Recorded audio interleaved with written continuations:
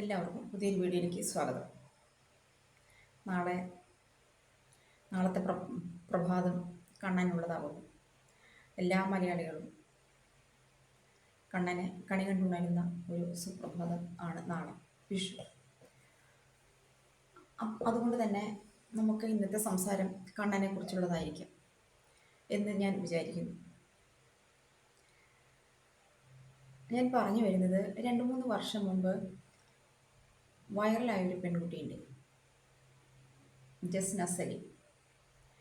ഞാൻ കണ്ണൻ്റെ രാധയാണ്, ഞാൻ കണ്ണൻ്റെയാണ് എന്നൊക്കെ സ്വയം പുകഴ്ത്തിക്കൊണ്ട് ഓടി നടക്കുന്ന ഒരു ചിത്രകാരി, സ്വയം ചിത്രകാരി എന്നും വിലയിരുത്തുന്നു. കണ്ണൻ്റെ ചിത്രങ്ങൾ വരച്ച് ഗുരുവായൂർ നടയിൽ ഇങ്ങനെ പ്രദർശനത്തിന് വെച്ച് അത് വിറ്റ് കാശുണ്ടാക്കി, അങ്ങനെ ഗുരുവായൂർ അമ്പലം ചുറ്റിപ്പറ്റി മാത്രം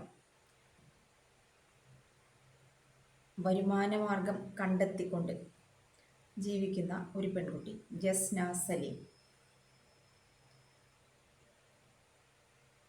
ഒരു കൃഷ്ണൻ്റെ ഒരു ചിത്രം അത് തന്നെ ഇങ്ങനെ ഫോട്ടോ കോപ്പിയിലെടുത്ത് അത് തന്നെ അങ്ങനെ പ്രിൻ്റ് എടുത്ത് വെച്ചിരിക്കാൻ തോന്നുന്നുണ്ട്. തുടർന്നുള്ള എല്ലാ ചിത്രങ്ങളും ഒരേ രൂപത്തിൽ.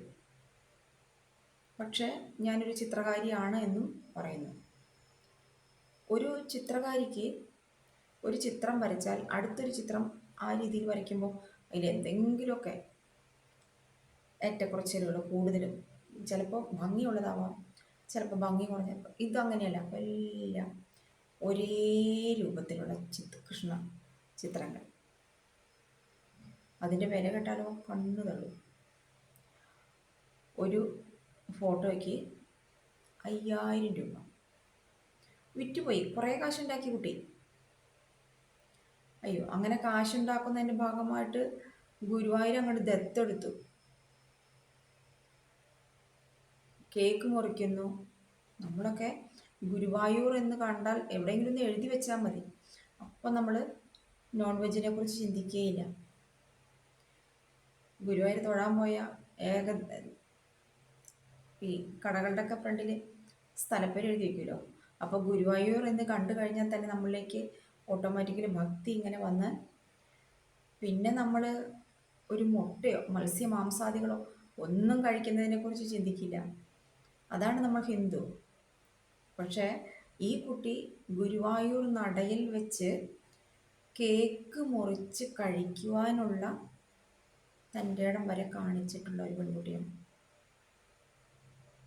കുറച്ച് നാൾ മുമ്പ് കോടതി വാണിംഗ് കൊടുത്തു, ഗുരുവായൂർ പരിസരത്ത് വെച്ചിട്ട് റീൽസും മറ്റു കാര്യങ്ങളൊന്നും ചെയ്യരുത് എന്ന് പറഞ്ഞിട്ട്. കുറച്ച് നാളൊക്കെ വലിയ മര്യാദക്കാരിയായിട്ടൊക്കെ അങ്ങോട്ട് കഴിഞ്ഞു. വീണ്ടും അവിടെ കിഴക്കേ നടയിലൊരു ഭണ്ഡാരം വെച്ചിട്ടുണ്ട്. അതിലൊരു കൃഷ്ണ വിഗ്രഹമുണ്ട്. നമ്മളൊക്കെ അതിൽ തന്നെ തൊഴുത് ഇട്ടാണ് അങ്ങോട്ട് പോയാൽ, കൃഷ്ണൻ്റെ അടുത്തേക്ക് പോയാലും കണ്ണൻ്റെ നടയിലേക്ക് അങ്ങോട്ട് കടന്നാലും തിരിച്ചു പോരുമ്പോഴും നമ്മൾ അവിടെ ഒന്ന് തല കുമ്പിടാതെ നമ്മൾ പോരില്ല. ഈ പെൺകുട്ടി ആ ചിത്രത്തിൽ മാല ചാർത്തി. അത് ഗുരുവായൂർ അമ്പലത്തിൻ്റെ ക്ഷേത്ര ഭാരവാഹികൾ പോലീസിൽ പരാതി കൊടുക്കുകയും തുടർന്ന് കോടതി സ്വമേധയാ കേസെടുത്തിരിക്കുകയുമാണ്. ഇനി വരാൻ പോകുന്നത് എന്താണോ അത് കണ്ണൻ്റെ ഇഷ്ടത്തിനനുസരിച്ചാവട്ടെ.